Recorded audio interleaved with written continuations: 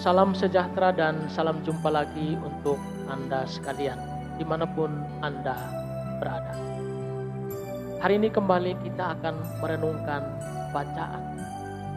Dan sebelum kita dihantar untuk merenungkan bacaan hari ini, mari terlebih dahulu kita mendengarkan sabda Tuhan dari Injil Lukas, bab 1 ayat 57 sampai dengan ayat 66. Kelahiran Yohanes Pembaptis. Kemudian genaplah bulannya bagi Elisabet untuk bersalin, dan ia pun melahirkan seorang anak laki-laki. Ketika tetangga-tetangganya serta sanak saudaranya mendengar bahwa Tuhan telah menunjukkan rahmat-Nya yang begitu besar kepadanya, bersukacitalah mereka bersama-sama dengan dia. Maka datanglah mereka pada hari yang ke-8 untuk menyunatkan anak itu, dan mereka hendak menamai dia Sakaria menurut nama bapaknya. Tetapi ibunya berkata, "Jangan, ia harus dinamai Yohanes." Kata mereka kepadanya, "Tidak ada di antara sanak saudaramu yang bernama demikian." Lalu mereka memberi isyarat kepada bapaknya untuk bertanya nama apa yang hendak diberikannya kepada anaknya itu. Ia meminta batu tulis lalu menuliskan kata-kata ini, "Namanya adalah Yohanes." Dan mereka pun heran semuanya. Dan seketika itu juga terbukalah mulutnya dan terlepaslah lidahnya. Lalu ia berkata-kata dan memuji Allah. Maka ketakutanlah semua orang yang tinggal di sekitarnya, dan segala peristiwa itu menjadi buah tutur di seluruh pegunungan Yudea. Dan semua orang yang mendengarnya merenungkannya dan berkata, "Menjadi apakah anak ini nanti? Sebab tangan Tuhan menyertai dia." Saudara-saudari yang terkasih, hari ini saya akan membawakan renungan dengan judul "Menjadi yang dikasihi". Gereja Katolik hari ini merayakan hari kelahiran Santo Yohanes Pembaptis. Bacaan-bacaan hari ini berkisah seputar kelahiran Yohanes Pembaptis yang diwarnai dengan beberapa tanda heran. Teristimewa soal kelahirannya dan soal pemberian nama.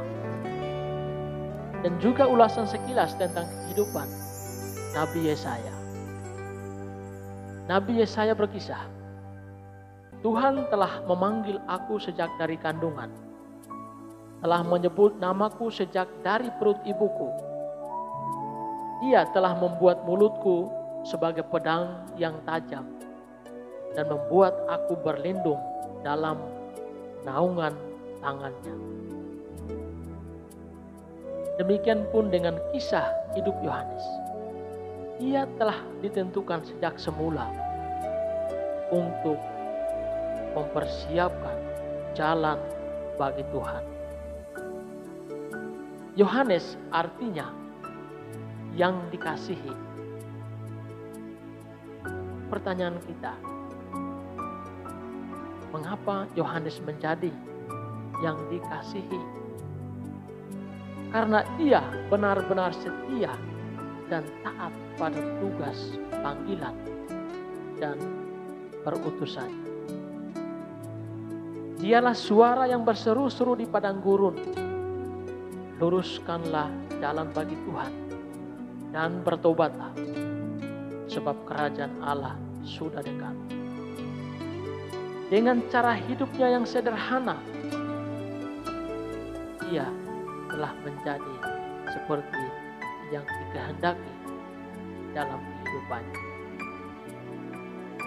Ada begitu banyak hal menarik dari kepribadian dan kehidupan Santo Yohanes Pembaptis. Namun yang sangat menarik yang perlu kita renungkan dalam kehidupan kita ialah kerendahan hatinya di hadapan Tuhan. Ia menyadari bahwa ia hanyalah sarana di hadapan Tuhan. Ia hanyalah alat di tangan Tuhan dan bukan Tuhan di tangan alat. Dan karena itu ia menyadari bahwa Tuhan harus makin menjadi besar dan dia harus makin menjadi kecil.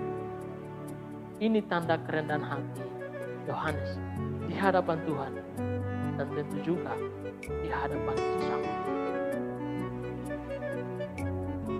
Dari perayaan hari ini, saya hanya mau mengajak kita untuk merenungkan arti sebuah kerendahan hati di dalam hidup. Karena kerendahan hati adalah hal yang paling sulit dilakukan oleh manusia zaman sekarang maupun zaman-zaman sebelumnya. Ingatlah, Tuhan pernah bersabda, barang siapa merendahkan diri, ia akan ditinggikan. Dan barang siapa meninggikan diri, ia akan direndahkan. Yohanes telah menjadi seperti Kristus yang meninggalkan kealahannya untuk menjadi manusia, tinggal di antara kita untuk menyelamatkan kita. Inilah arti sebuah kerendahan hati. Kita boleh belajar dari Yohanes Pembaptis dan juga Nabi Yesaya sendiri dalam menyatakan arti sebuah kerendahan hati untuk mempersiapkan jalan bagi Tuhan dan untuk keselamatan diri dan hidup kita sendiri. Ingatlah,